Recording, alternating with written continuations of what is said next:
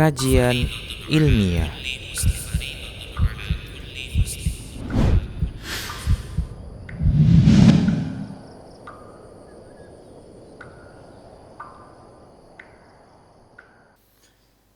Bismillah, assalamualaikum warahmatullahi wabarakatuh.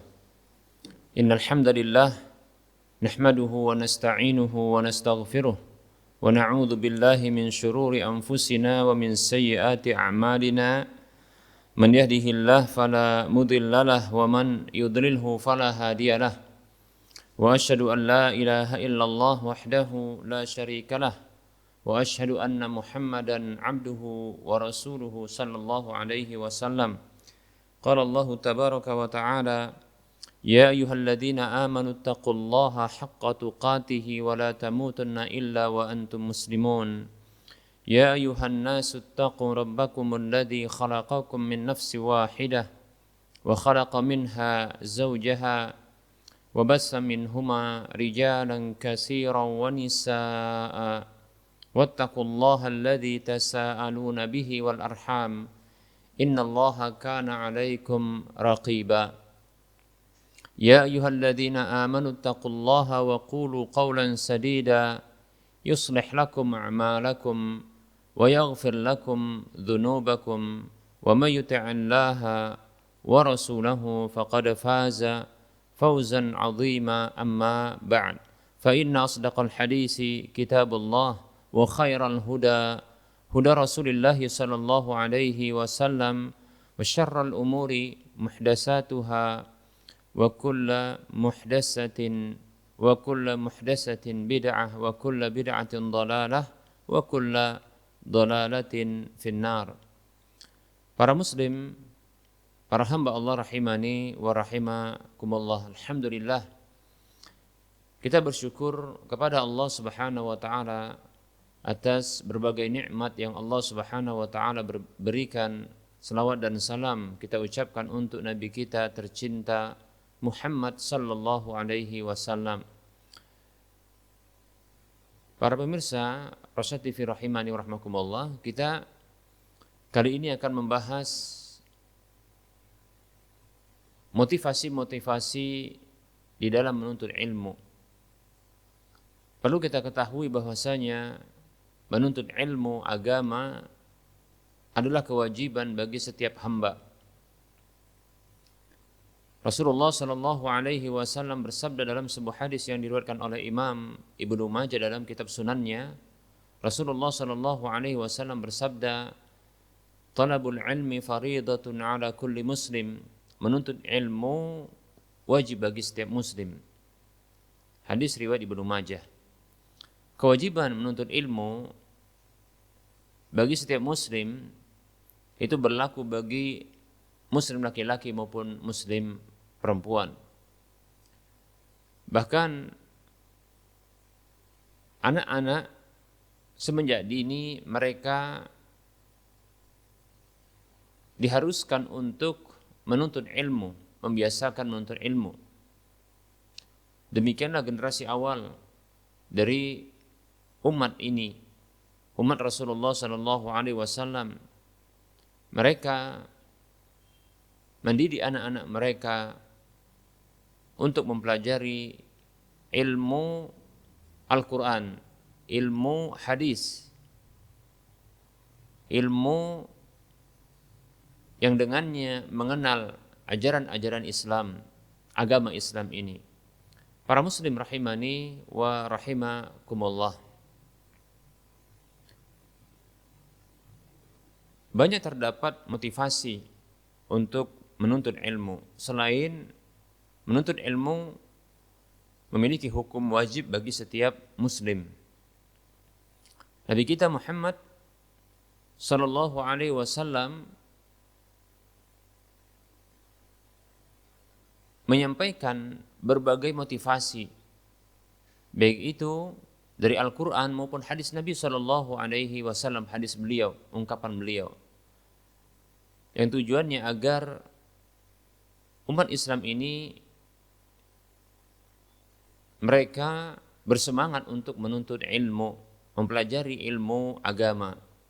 Nah, para muslim rahimani wa rahimakumullah, berikut ini kita akan sebutkan beberapa dalil atau beberapa motivasi, hal-hal yang bisa memotivasi kita untuk menuntut ilmu. Yang pertama, bahwa Allah Subhanahu wa taala akan meninggikan orang-orang yang menuntut ilmu, memiliki ilmu beberapa derajat. Allah Subhanahu wa taala akan meninggikan derajat orang-orang yang menuntut ilmu. Para muslim rahimani wa rahimakumullah. Dan derajat yang ditinggikan ini bukan hanya satu, bahkan beberapa derajat. Allah Subhanahu wa taala berfirman di dalam surah Al-Mujadilah ayat 11, Allah mengatakan, a'udzu billahi minasyaitonir rajim, yarfa'illahu alladhina amanu minkum walladhina utul ilma darajat. Allah Subhanahu wa taala mengangkat derajat-derajat orang-orang yang memiliki iman di antara kalian, yang beriman di antara kalian, dan orang-orang yang diberikan ilmu. Para muslim rahimani wa rahimakumullah, keimanan yang dimiliki oleh seseorang, maka ini merupakan kelebihan dan ini merupakan derajat. Karena dengan keimanan ini seseorang hamba, dengannya Allah Subhanahu wa taala akan menyelamatkan hamba tersebut dari kekekalan di dalam neraka. Nah, para muslim rahimani wa rahimakumullah. Kemudian ilmu yang dimiliki seseorang selain iman tersebut, ya, ini akan mengangkat, membuat Allah Subhanahu wa taala akan mengangkat beberapa derajat. Perlu kita ketahui bahwasanya ternyata kita dapatkan bahwa Allah Subhanahu wa taala mengangkat derajat orang-orang yang mereka mempelajari ilmu atau memiliki ilmu-ilmu selain ilmu agama. Kita dapatkan dalam kehidupan nyata orang-orang yang memiliki ilmu spesialis tertentu, maka ini dipandang oleh manusia, ditinggikan oleh manusia yang sesungguhnya Allah Subhanahu wa taala yang meninggikan derajat mereka. Seorang dokter, seorang teknokrat, seorang ahli medis, ahli kimia, dan bidang-bidang yang lainnya yang ditekuni dan digeluti ilmunya, maka orang yang menggelutinya, yang memiliki ilmu tersebut akan ditinggikan derajatnya oleh Allah Subhanahu wa taala. Baik itu muslim maupun kafir. Para muslim rahimani wa rahimakumullah. Allah Subhanahu wa taala meninggikan derajat orang-orang yang memiliki ilmu. Bukan hanya orang muslim, bahkan orang-orang kafir. Bukan hanya dalam ilmu agama, bahkan ilmu-ilmu yang terkait dengan dunia. Para muslim rahimani wa rahimakumullah. Nah, tentunya bila ilmu agama, tentunya bila ilmu dunia dikuasai, kemudian dimiliki, lalu Allah Subhanahu wa taala meninggikan derajat pemilik ilmu tersebut, maka tentunya lebih utama Allah Subhanahu wa taala meninggikan derajat orang-orang memiliki ilmu agama, bukan ilmu dunia, bahkan lebih.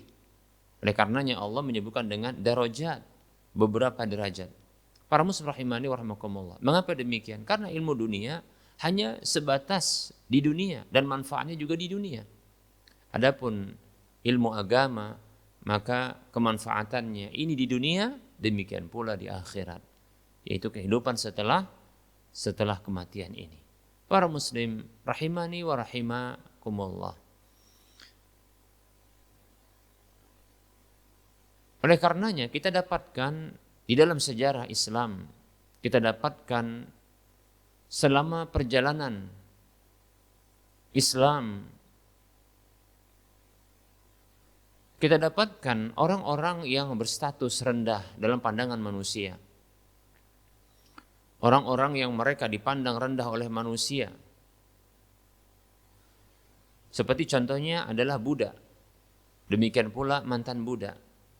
Nah, para muslim rahimani warahmatullah, tatkala mereka mempelajari agama Allah Subhanahu wa taala ini, mempelajari dari dua sumbernya Al-Qur'an dan hadis Nabi sallallahu alaihi wasallam, kemudian mereka memiliki ilmu tersebut, bahkan menyebarkannya, maka para muslim rahimani warahmatullah, Allah Subhanahu wa taala mengangkat derajat mereka. Dan ini terjadi. Dan ini tertulis di dalam sejarah Islam. Kita kenal Bilal bin Rabah. Beliau adalah seorang dulunya budak. Namun tatkala beliau belajar dan mengamalkan Islam, maka ditinggikan derajatnya oleh Allah Subhanahu wa taala. Kita kenal Atha bin Abi Rabah, seorang yang juga mantan budak, yang sampai-sampai khalifah beserta dengan putra mahkotanya ini harus mengantri bertanya terkait dengan manasik haji ketika di Haji Akbar. Padahal ketika itu khalifah yang bertanya tersebut adalah pemimpin kaum muslimin. Namun dia harus mengantri bertanya. Demikian para muslim rahimani wa rahimakumullah. Kita kenal Makhul, kita kenal Masruq, dan seterusnya dari orang-orang yang dipandang rendah karena mereka berasal sebelumnya dari budak, kemudian dibebaskan. Ya. Ternyata mereka orang yang bersemangat untuk menuntut ilmu, maka Allah Subhanahu wa taala tinggikan mereka walaupun manusia-manusia memandangnya dahulunya rendah. Namun Allah meninggikannya demikian. Sama seperti juga Nafi Maula Ibnu Umar, ya, adalah mantan budak, ditinggikan oleh Allah Subhanahu wa taala derajatnya. Kita dapatkan, ya, beliau menjadi ulama di masanya. Nah, para muslim rahimani wa rahimakumullah, demikian memang Allah Subhanahu wa taala tinggikan derajat, ya, orang-orang yang memiliki ilmu ini, bahkan kedudukannya itu lebih tinggi, ya, ketimbang para raja, para penguasa wilayah-wilayah yang ada di dunia. Nah, para muslim rahimani wa rahimakumullah, mereka lebih tinggi. Mengapa demikian? Karena ternyata penguasa-penguasa itu kita tidak mengenal satu persatu nama mereka dan kita tidak mengetahui jasa-jasa mereka. Namun para ulama, walaupun mereka rendah dahulunya semasa hidupnya, sebelum mereka meniti jalan ilmu ini, mempelajari ilmu, mengamalkannya dan mengajarkannya, mereka dahulunya rendah, namun Allah Subhanahu wa taala tinggikan setelah itu, setelah mereka berinteraksi dengan ilmu, Allah tinggikan. Bahkan Allah Subhanahu wa taala jadikan, ya, nama-nama mereka ini disebut-sebut oleh orang-orang setelah mereka. Nah, para muslim rahimani wa rahimakumullah, ini bukti nyata Allah Subhanahu wa taala meninggikan orang-orang yang memiliki iman dan ilmu dengan beberapa derajat. Para muslim rahimani wa rahimakumullah, bukan hanya manusia, bahkan para muslim rahimani wa rahimakumullah, hewan saja, hewan bila memiliki ilmu, maka Allah Subhanahu wa taala tinggikan derajatnya. Para muslim rahimani wa rahimakumullah, kita contohkan adalah hewan yang para ulama sepakat dengan status ijma' bahwasanya air liurnya adalah najis, bahkan najis berat. Yang sebahagian besar ulama mereka memandang bahwasanya fisik hewan ini pun najis ketika bersentuhan, ya. Fisik hewan ini adalah najis. Dia adalah anjing. Para muslim rahimani wa rahimakumullah. Anjing adalah hewan najis yang air liurnya najis, yang Rasulullah Shallallahu Alaihi Wasallam memerintahkan untuk mencuci bejana sampai 7 kali, dan yang pertama atau diantaranya itu dengan tanah ketika menjilat bejana tersebut. Rasulullah Shallallahu Alaihi Wasallam bersabda, "Idza walaghal kalbu fi ina'i ahadikum falyaghsilhu sab'a marratin ulahunna biturab." Hadis riwayat Muslim dan yang lainnya. Kata Nabi Shallallahu Alaihi Wasallam, ya, apabila seekor anjing menjilat pada bejana salah seorang di antara kalian, maka cucilah bejana tersebut dengan 7 kali basuhan, cucian. Yang pertama dengan tanah. Perlakuan yang luar biasa untuk membersihkan ya air liur tersebut. Ini menunjukkan para muslim rahimani wa rahimakumullah najisnya. Ya. Demikian para muslim rahimani wa rahimakumullah. Sehingga jumhur ulama, mayoritas para ulama, mereka menghukumi najisnya fisik dari anjing tersebut. Nah, hewan yang najis seperti ini, bahkan para ulama mengkategorikan ya anjing ini jilatannya ini termasuk an-najasatul mughalladah, najis yang berat. Namun ternyata Allah bedakan dan Allah angkat derajatnya ketika hewan ini memiliki ilmu khusus. Di antaranya adalah ilmu di dalam berburu yang didapat dengan cara latihan-latihan.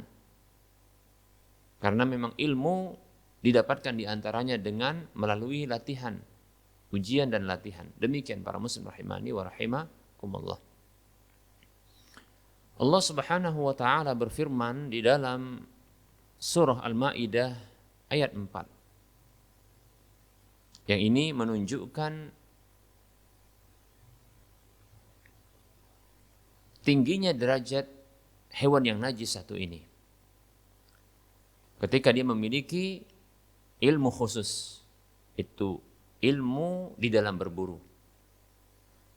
Yaitu berburu, menangkap hewan buruan bukan untuk dirinya tapi untuk tuannya.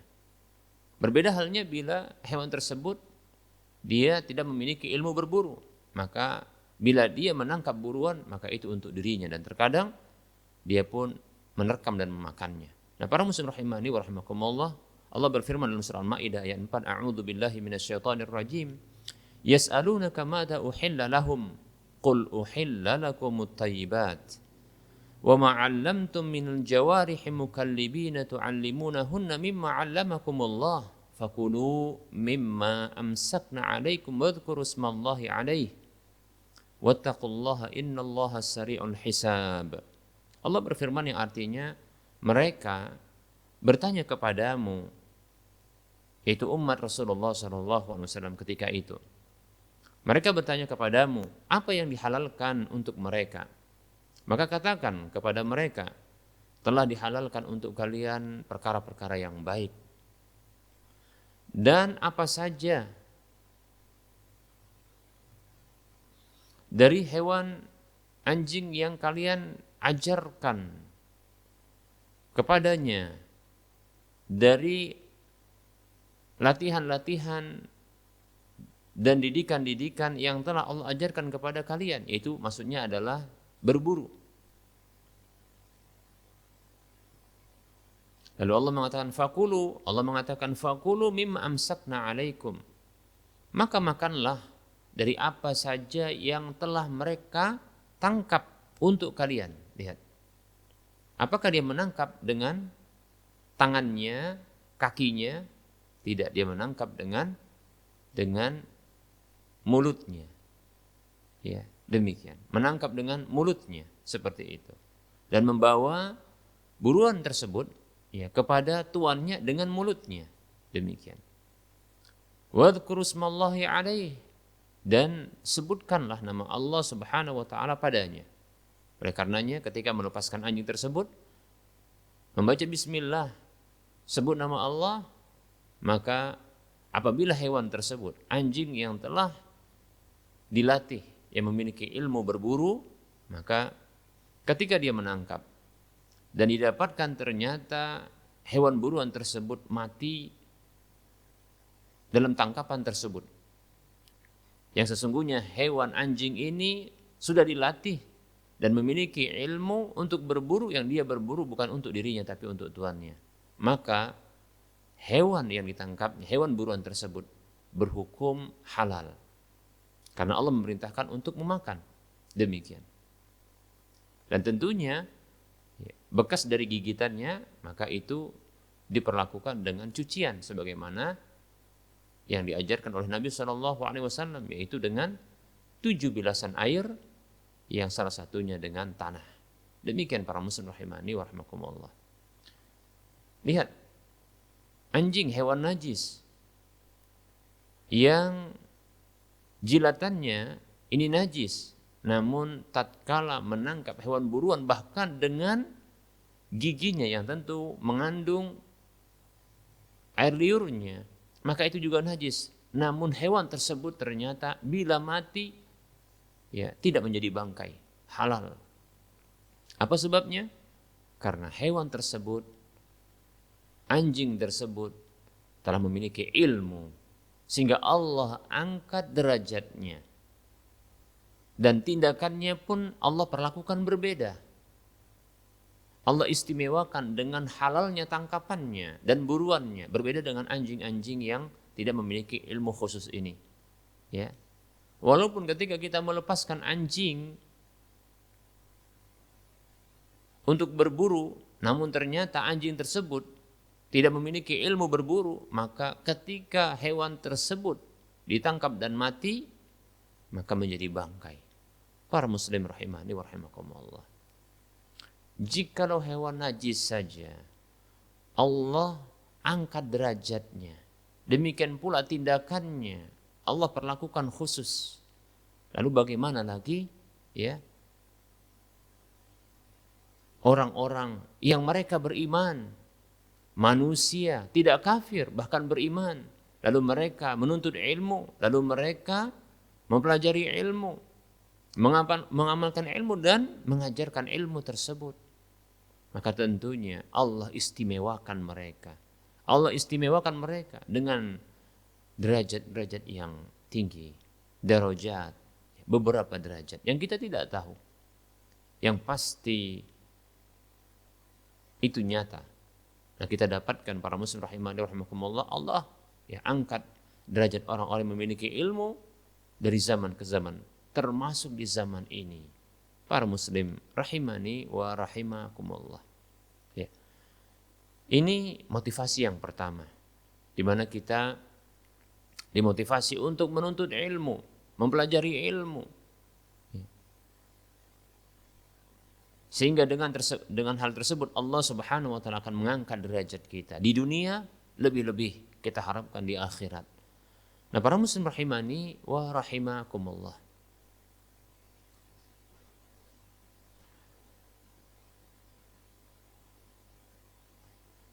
Bahkan para muslim rahimani wa rahimakumullah, Allah Subhanahu wa taala membedakan antara orang yang beramal tanpa ilmu dengan orang yang beramal dengan ilmu.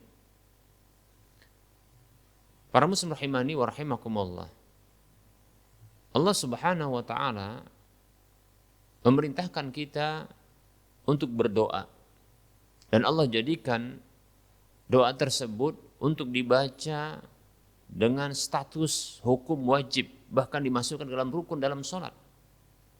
Dan itu ada pada surah Al-Fatihah. Di ayat-ayat yang terakhir, Allah Subhanahu wa taala memerintahkan kita untuk membaca ihdinas siratal mustaqim, siratal ladzina an'amta 'alaihim ghairil maghdubi 'alaihim waladdallin. Amin. Tunjukilah kami ke jalan yang lurus, yaitu jalan orang-orang yang telah engkau beri nikmat kepada mereka, bukan jalan orang-orang yang engkau murkai, dan bukan pula jalan orang-orang yang sesat. Nah, para muslim rahimani rahimakumullah, siapakah mereka orang-orang yang dimurkai dan siapa pula orang-orang yang sesat? Para muslim rahimani rahimakumullah, ternyata mereka ini adalah orang-orang yang keliru di dalam masalah ilmu. Rasulullah Shallallahu Alaihi Wasallam sendiri yang menafsirkan siapakah yang dimurkai oleh Allah Subhanahu Wa Taala. Rasulullah mengatakan, ya, al-maghdubu alaihim al-yahud. Orang-orang yang dimurkai oleh Allah Subhanahu Wa Taala adalah orang-orang Yahudi. Wad-dallun, orang-orang yang sesat itu adalah An-Nasara, orang-orang Nasrani. Lalu para ulama, mereka mencari hikmah dan alasan mengapa orang-orang Yahudi ini dimurkai dan orang-orang Nasrani sesat. Ternyata terkait dengan ilmu.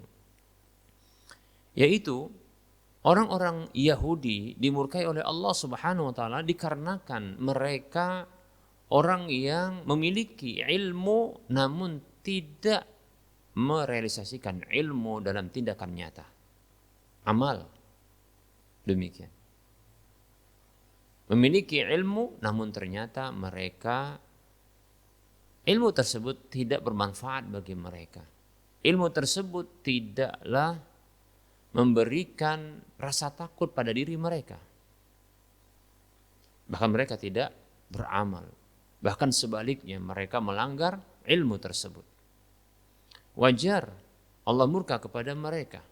Sebagaimana wajarnya seorang orang tua itu murka dan marah kepada anak-anak yang telah mengetahui satu hukum, ilmu, mengilmui sebuah larangan, mengilmui sebuah peraturan, namun dia melanggarnya. Tentunya ya, orang tua tersebut akan marah dan murka kepada anak-anaknya. Demikian. Yang melanggar tentunya. Lalu para ulama menyebutkan tentang hikmah atau alasan mengapa orang-orang Nasrani mereka ini dimurkai, disesatkan oleh Allah Subhanahu wa taala. Ternyata sebabnya adalah mereka orang-orang yang getol di dalam beramal namun tanpa bimbingan ilmu. Demikian para muslim rahimani wa rahimakumullah. Wajar ya, mereka sesat. Sebagaimana wajarnya orang yang berjalan dalam sebuah perjalanan yang tidak membawa buku panduan, yang tidak membawa ya petunjuk, ya arah, tidak membawa alamat, ya, yang dengan itu bisa mengarahkannya kepada tujuannya. Demikian. Nah, para muslim rahimani wa rahimakumullah. Ini menunjukkan ya bahwa orang-orang muslim selayaknya mereka, karena mereka senantiasa membaca doa ini dalam sholatnya, selayaknya mereka ini memiliki ilmu. Mereka memiliki ilmu. Nah, para muslim rahimani wa rahimakumullah.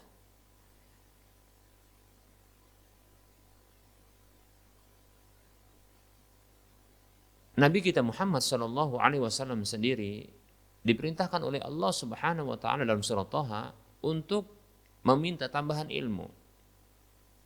Nabi kita Muhammad sallallahu alaihi wasallam ya diperintahkan oleh Allah untuk berdoa minta tambahan ilmu.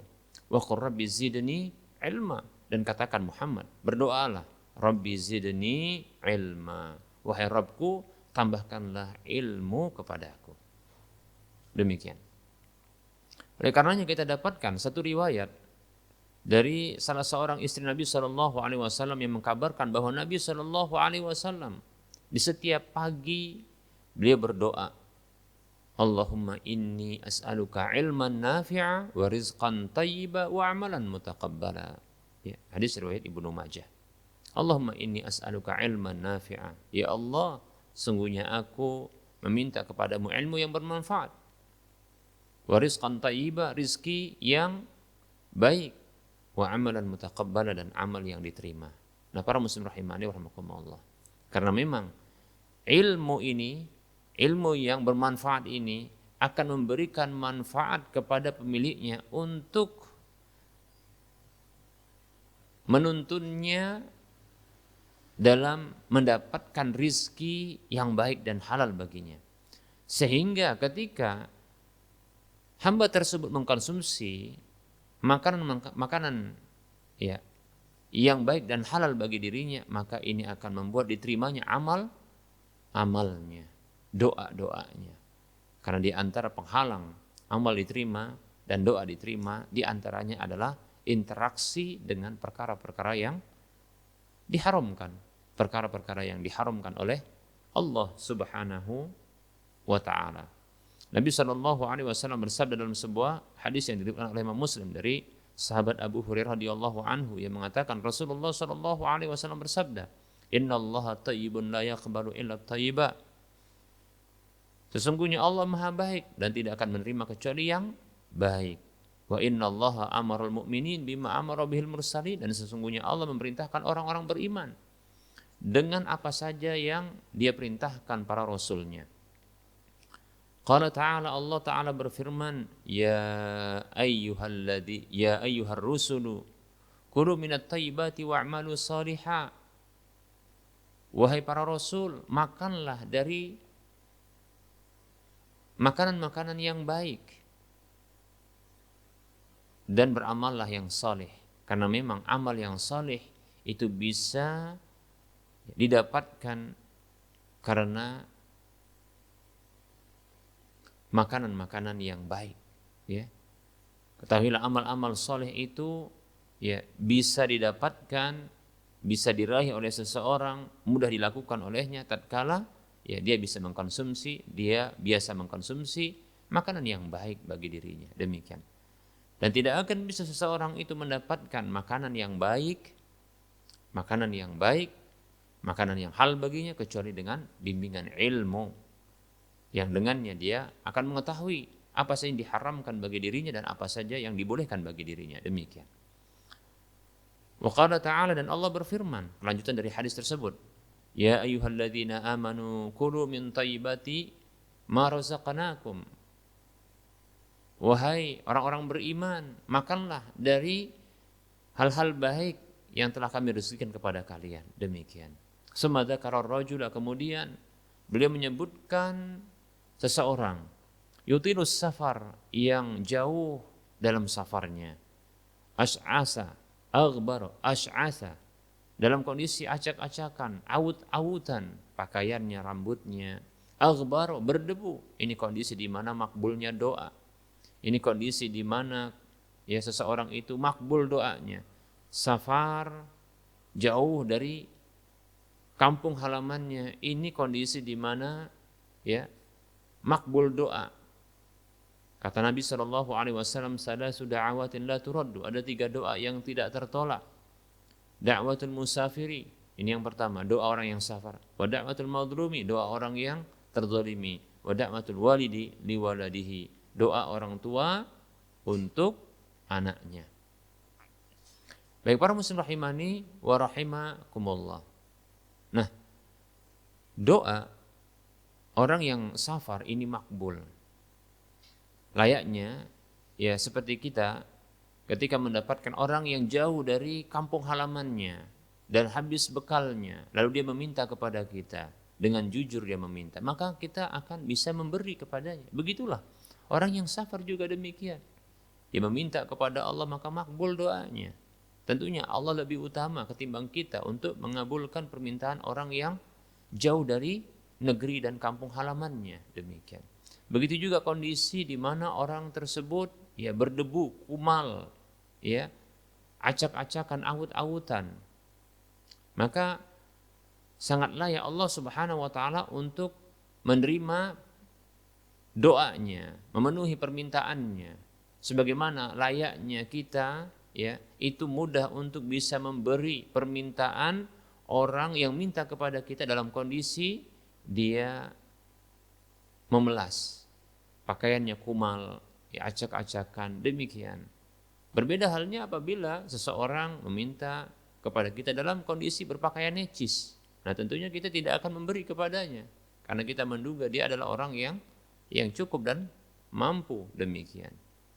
Orang yang berkecukupan dan mampu. Demikianlah ini kondisi di mana ternyata orang-orang yang seperti ini makbul doanya. Ya, bersafar jauh dari kampung halamannya dan negerinya, kemudian dalam kondisi berdebu, dalam kondisi dia kumal acak-acakan. Ya, pakaiannya dan rambutnya. Kemudian dia wa yamuddu yadihi ilas sama, dia angkat tangannya ke arah langit, dan ini juga termasuk ini termasuk kondisi di mana Allah Subhanahu wa taala ini akan memberikan pengabulan doa kepada orang yang mengangkat tangannya kepadanya. Ya. Seperti dalam hadis yang lain Rasulullah bersabda, "Innallaha hayyun karimun." Sesungguhnya Allah itu zat yang memiliki sifat malu dan maha memberi.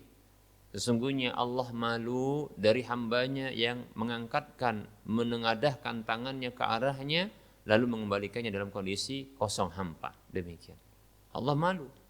Maka Allah akan berikan permintaan itu. Sebagaimana ya ketika ada orang meminta kepada kita, yang satu meminta dengan mengarahkan tangannya kepada kita, yang satu meminta ya namun tangannya ya tidak diarahkan kepada kita. Maka tentunya orang yang mengarahkan tangannya kepada kita ini lebih membuat kita berempati, ya terdorong untuk memberi kepadanya. Demikian para muslim rahimani wa rahimakumullah. Begitulah Allah, dan Allah tentunya lebih utama.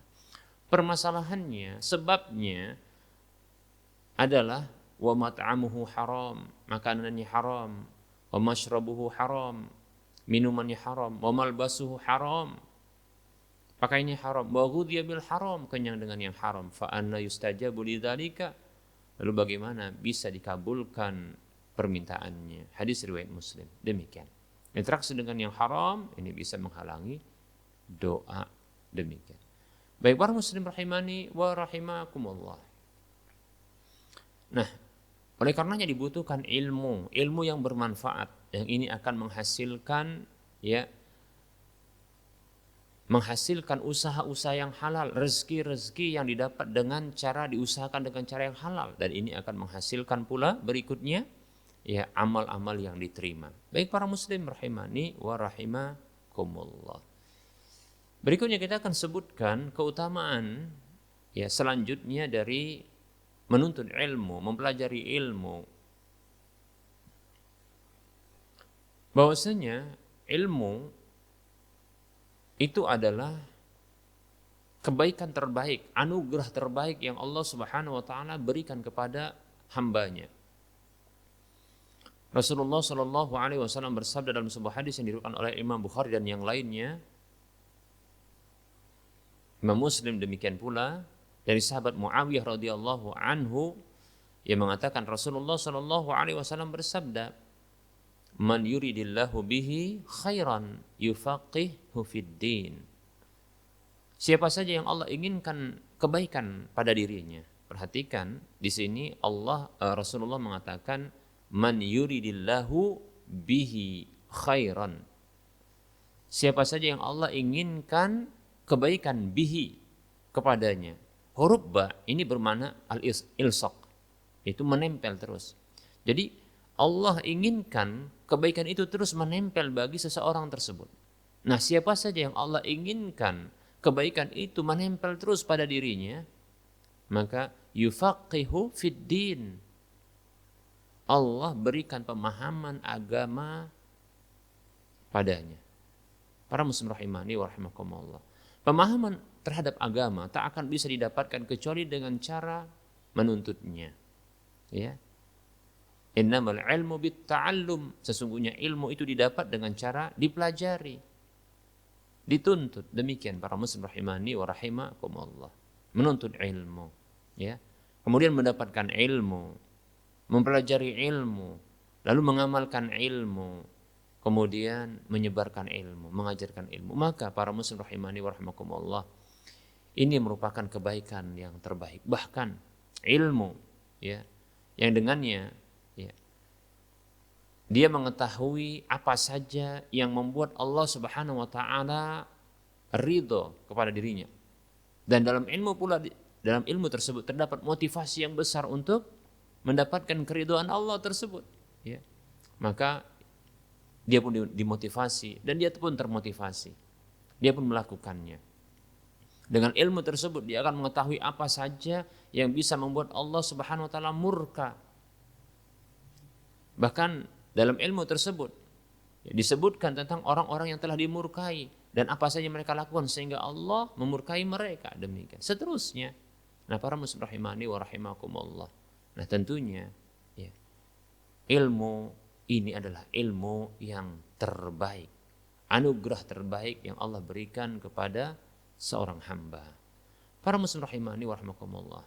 Berdasarkan hadis ini pula, ya,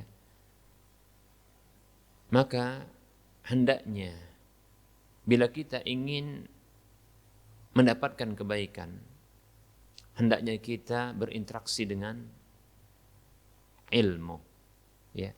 Kebaikan terbaik. Bila kita inginkan kebaikan yang terbaik, maka tuntutlah ilmu. Pelajarilah ilmu, kemudian amalkan, dan setelah itu sebarkan.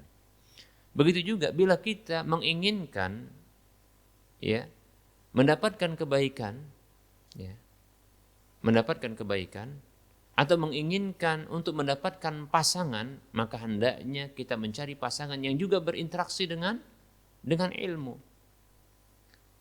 Seperti itu. Para muslim rahimani wa rahimakumullah. Karena sesungguhnya orang yang menuntut ilmu adalah orang-orang yang ingin ya memperbaiki diri. Orang-orang yang Allah inginkan kebaikan pada dirinya. Oleh karenanya, bila kita ingin mencari jodoh, ya yang terbaik bagi kita adalah ya carilah jodoh itu di majelis-majelis ilmu. Yang sesungguhnya mereka ini adalah orang yang ingin memperbaiki diri dan Allah inginkan kebaikan itu pada diri mereka. Dan mereka ini biasa mendengarkan kebaikan, nasihat seperti itu. Sehingga mudah ketika mereka salah dan keliru untuk kembali kepada kebenaran. Seperti itu para muslim rahimani wa rahimakumullah. Berbeda halnya dengan orang yang tak suka untuk menuntut ilmu, mendengarkan ilmu. Yang terjadi adalah sulit untuk mendapatkan nasihat, sulit untuk menerima nasihat ketika mereka salah dan keliru. Nah, para muslim rahimani wa rahimakumullah. Nah, berikutnya para muslim rahimani wa rahimakumullah, di antara ya hal yang memotivasi kita untuk menuntut ilmu, mempelajari ilmu agama, ya. Bahwasanya ilmu ini dan orang-orang yang memilikinya atau orang-orang yang berinteraksi dengannya ini dikecualikan oleh Allah Subhanahu wa taala dari kutukannya. Dalam sebuah hadis yang diriwayatkan oleh Imam Tirmidzi dari sahabat Abu Hurairah radhiyallahu anhu yang mengatakan, sami'tu Rasulullah sallallahu alaihi wasallam yaqulu, aku mendengar Rasulullah sallallahu alaihi wasallam bersabda, ad-dunya mal'unatun mal'unun ma fiha. Kata Rasulullah sallallahu alaihi wasallam, dunia ini itu terkutuk, dikutuk. Terkutuk pula apa yang ada di dalamnya. Illa zikrullah, kecuali zikir kepada Allah, zikir kepada Allah. Ya. Tahukah kita zikir, ya?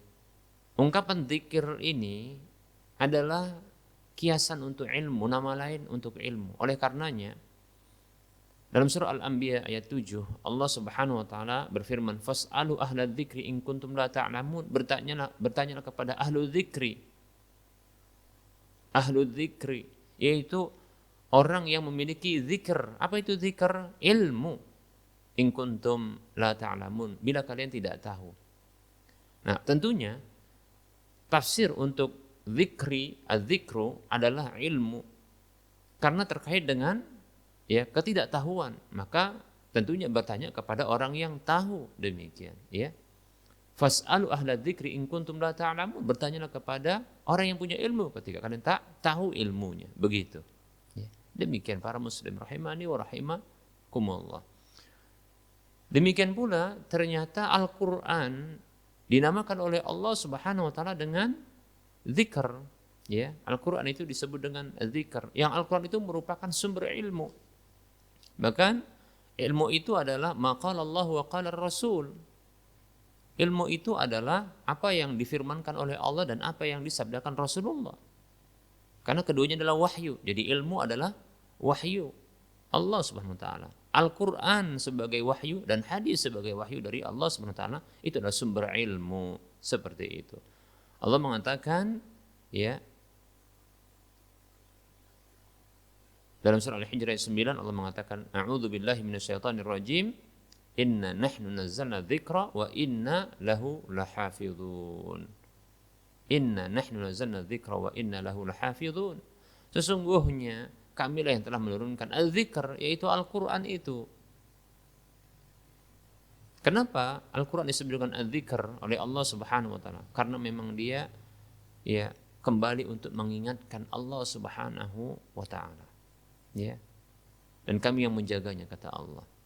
Al-dzikr disebut dengan nama lain bagi Al-Qur'an. Al-Qur'an itu disebut dengan al-dzikr karena memang dia mengingatkan, ya, kepada Allah sehingga muncul takut kepada Allah. Oleh karenanya dalam ayat yang lain Allah menamakan, ya, atau memberikan sifat kepada para orang-orang yang memiliki ilmu itu, ya, dengan sifat rasa takut. Kata Allah Subhanahu wa taala, innama yakhshallaha min ibadihil ulama. Innama yakhshallaha min ibadihil ulama. Sesungguhnya yang takut kepada Allah Subhanahu wa taala itu dari kalangan para hamba-hambanya, itu ulama. Ya. Innama yakhshallaha min ibadihi al-ulama. Sesungguhnya yang takut, ya, dari kalangan hamba-hamba Allah kepada Allah itu para ulama. Demikian. Orang yang punya ilmu. Seperti itu para muslim rahimani wa rahimakumullah. Karena dengan ilmu dia akan ingat kepada Allah. Al-Qur'an itu disebut dengan az-zikr karena dia mengingatkan kepada Allah Subhanahu wa taala sehingga takut, muncul rasa takutnya kepada Allah Subhanahu wa taala. Demikian. Kita kembali kepada hadis tersebut, ad-dunya mal'unatun. Dunia itu dikutuk oleh Allah. Mal'unun ma fiha, dikutuk pula apa yang ada di dalamnya. Illa dzikrullah, kecuali zikir kepada Allah, ilmu itu. Wa ma walah, dan apa saja yang mendorongnya, yang berkaitan dengan ilmu tersebut. Wa alimun, orang yang memiliki ilmu. Wa muta'allimun, dan orang yang belajar ilmu. Demikian. Hadisnya dinyatakan hasan oleh Imam Tirmidzi dan juga disahihkan oleh Syekh Al-Albani rahimahullah taala dalam Sahihul Jami'. Nah, para muslim rahimani wa rahimakumullah. Jadi, ilmu beserta dengan apa saja, ya, yang terkait dengannya, maka ketahui itu menjadi penyebab dikecualikannya dari kutukan Allah Subhanahu wa taala. Nah, ini keutamaan. Oleh karenanya bila kita ingin lepas keluar dari kutukan Allah Subhanahu wa taala karena kita sedang berada di dunia ini, maka interaksikan diri dengan ilmu. Demikian. Ilmu agama yang sumbernya Al-Qur'an dan hadis Nabi sallallahu alaihi wasallam. Nah, para muslim rahimani wa rahimakumullah, berikutnya keutamaan ilmu adalah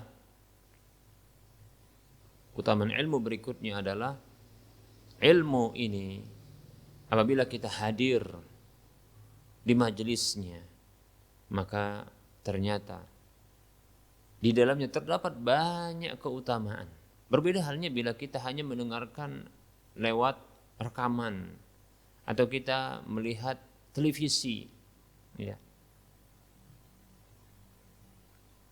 Maka berbeda dengan orang yang hadir di majelis ilmu, maka dia minimalnya mendapatkan 4 keutamaan. Kata Nabi SAW dalam sebuah hadis yang diriwayatkan oleh Imam Muslim, beliau SAW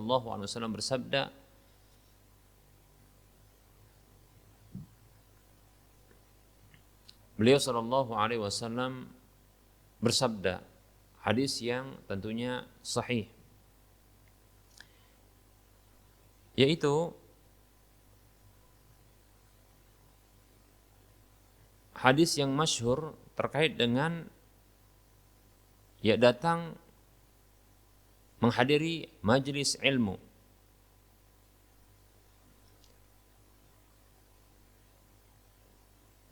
Akan didapatkan pada majelis tersebut bagi orang-orang yang mereka ini hadir di dalamnya untuk menuntut ilmu. Beberapa hal berikut ini. Yang pertama adalah mereka akan mendapatkan sakinah, yaitu ketenangan. Ketenangan bagi mereka. Kemudian mereka akan mendapatkan rahmat Allah Subhanahu wa taala.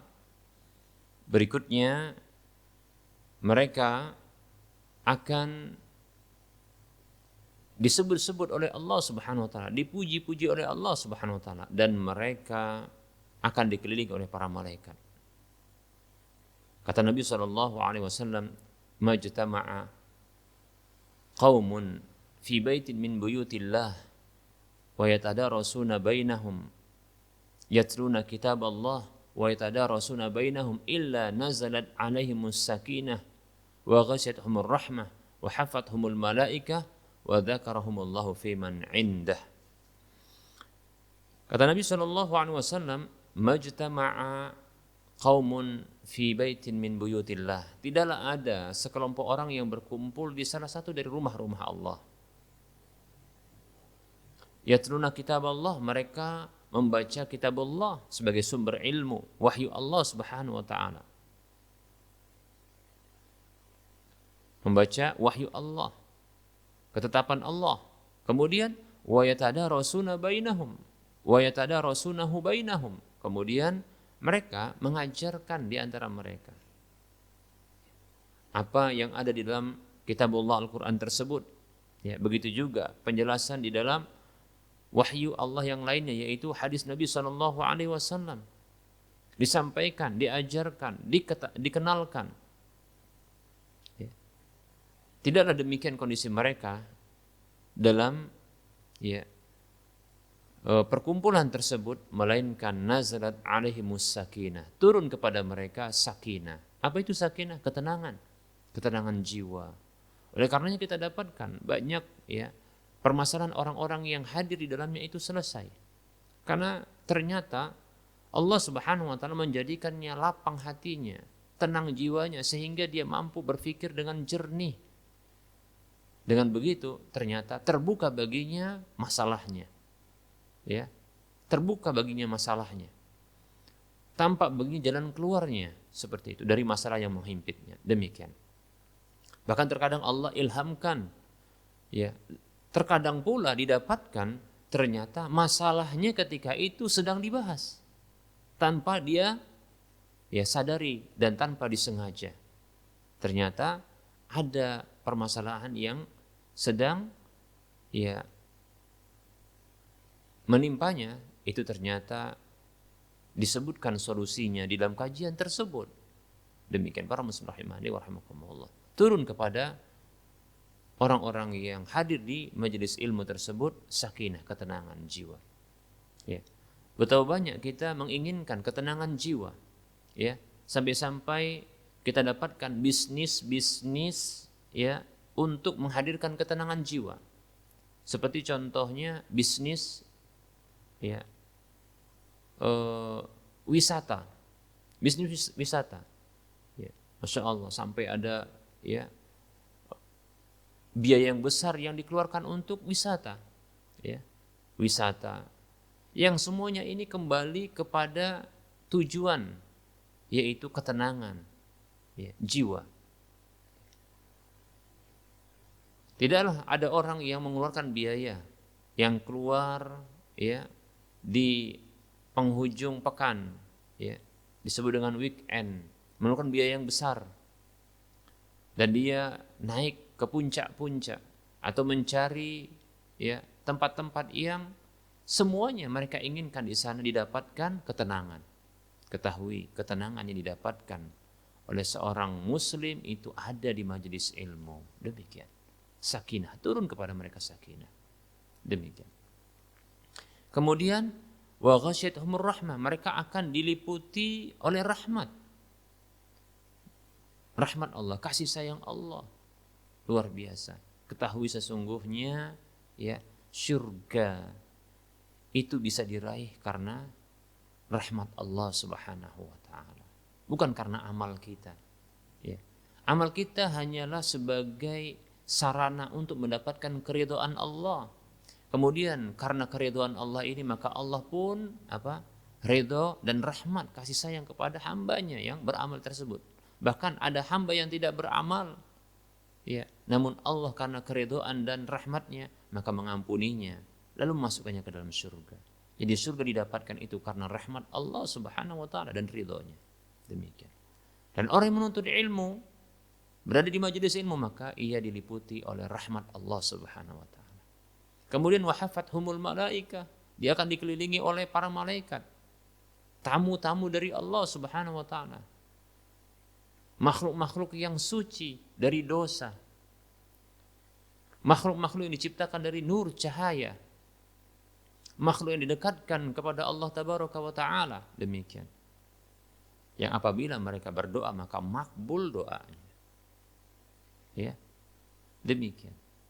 Oleh karenanya apabila di majelis ilmu, ya, silakan berbanyak doa yang semoga malaikat-malaikat yang ada di sekitarnya yang hadir di majelis tersebut maka akan mengaminkannya. Seperti itu. Kemudian wa dzakarahumullahu fi man indah, dan Allah pun menyebut-nyebut mereka itu di kalangan para malaikat yang ada di sisinya. Masya Allah, ini luar biasa. Ini adalah upaya, ya, yang akan membuat kita tenar, populer di kalangan para malaikat. Apa fungsinya? Para muslim rahimani rahimakumullah. Kita berikan ilustrasi. Seorang manusia yang dia merasa dirinya telah terkenal. Ya. Bahkan manusia terkadang untuk terkenal dia menghabiskan berbagai hal yang dimilikinya. Terkadang melakukan tindakan-tindakan yang di luar kewajaran.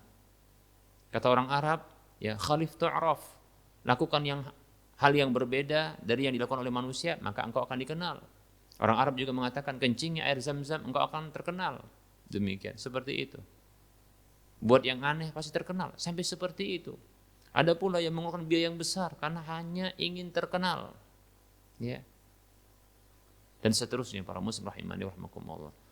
Dan terkenal di kalangan manusia ini hanya dalam waktu yang pendek dan dengan jumlah yang sedikit. Para muslim rahimani rahimakumullah, terkenal di kalangan para malaikat. Yang memperkenalkan hamba tersebut adalah Allah Subhanahu wa taala. Majlis yang dihadiri oleh Allah atau majlis yang ketika itu Allah memperkenalkan hambanya tersebut adalah majlis para malaikat, perkumpulan para malaikat. Yang mereka adalah orang-orang, mereka adalah makhluk-makhluk yang hebat, makhluk yang besar-besar, makhluk yang banyak yang tak tahu kita jumlahnya. Dan mereka itu ada di langit yang pertama, kedua, ketiga, keempat, sampai ketujuh. Jumlah yang banyak. Kita terkenal mungkin di desa kita sudah merasa, Masya Allah, hati ini begitu merasa gembira. Terkenal di kecamatan, kota, dan seterusnya sampai mungkin terkenal di kalangan ya, nasional mungkin. Level nasional. Itu sudah kita merasa bahagia. Ya. Namun itu kecil. Bagaimana bila kita terkenal di langit pertama, langit kedua, sampai langit ketujuh. Karena Allah yang memperkenalkannya. Dengan apa? Kita menuntut ilmu, hadir di majelis ilmu. Demikian para muslim rahimani wa rahimakumullah. Luar biasa. Ini hadis riwayat Muslim, Abu Daud dan yang lainnya. Baik para muslim rahimani wa rahimakumullah. Keuntungan yang besar dari menuntut ilmu di majelis ilmu.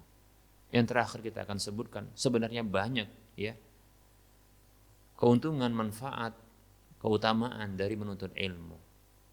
Namun yang terakhir ya kita akan sebutkan ya untuk pertemuan kita kali ini bahwasanya ilmu ini menghantarkan kita kepada surga dengan jalan tercepat. Nabi kita sendiri sebagai utusan Allah Subhanahu wa taala yang mendapatkan wahyu dari Allah Subhanahu wa taala yang menyatakan, dan tidaklah ungkapan beliau ini melainkan adalah wahyu yang diwahyukan kepada Allah Subhanahu wa taala, karena Allah mengatakan wa ma yantiqu 'anil hawa in huwa illa wahyu yuha. Tidaklah dia berbicara dari hawa nafsunya, tidaklah ucapan yang melainkan wahyu yang diwahyukan kepadanya. Surah An-Najm ayat 3 dan 4. Rasulullah sallallahu alaihi wasallam bersabda, "Man salaka tariqan yaltamisu fihi 'ilma, sahalallahu lahu bihi tariqan ilal jannah." Man salaka tariqan yaltamisu fihi 'ilma, siapa saja yang menempuh jalan untuk menuntut ilmu, maka sahalallahu lahu bihi ilal jannah. Sahalallahu lahu bihi ilal jannah. Maka Allah mudahkan. Sahalallahu lahu bihi tariqan ilal jannah. Allah mudahkan baginya dengannya jalan menuju surga. Jalan menuju surga. Mudah. Para muslim rahimani wa rahmakumullah. Bila kita ingin kembali cepat ke surga, di mana nenek moyang kita dahulu, Nabi Adam dan Hawa diciptakan di sana, dan kita ingin kembali ke sana, cepat jalannya, maka tuntutlah ilmu. Karena dengan ilmu ini kita akan mengetahui apa saja yang bisa menghantarkan kita kepada surga dan apa saja yang bisa menghambat kita untuk masuk ke dalam surga. Semoga Allah Subhanahu wa taala menjadikan kita sebagai orang-orang yang bersemangat menuntut ilmu. Semoga Allah menjadikan kita sebagai orang-orang yang berada di atas jalan ilmu, mengamalkan ilmu, menuntut ilmu, mempelajari ilmu, mengamalkan ilmu dan mengajarkan ilmu. Dan semoga Allah Subhanahu wa taala memasukkan kita ke dalam surganya tanpa hisab dan tanpa adab. Amin ya rabbal alamin. Semoga bermanfaat dan semoga kita termotivasi. Wassallallahu ala Muhammad wa ala alihi wa ashabihi ajma'in. Mohon maaf atas segala kekurangan dan kesalahan. Kebenaran datangnya dari Allah, kesalahan datangnya dari saya pribadi dan bisikan syaitan. Subhanakallahumma wa bihamdika asyhadu an la ilaha illa anta astaghfiruka wa atubu ilaika walhamdulillahi rabbil alamin. Wassalamualaikum warahmatullahi wabarakatuh.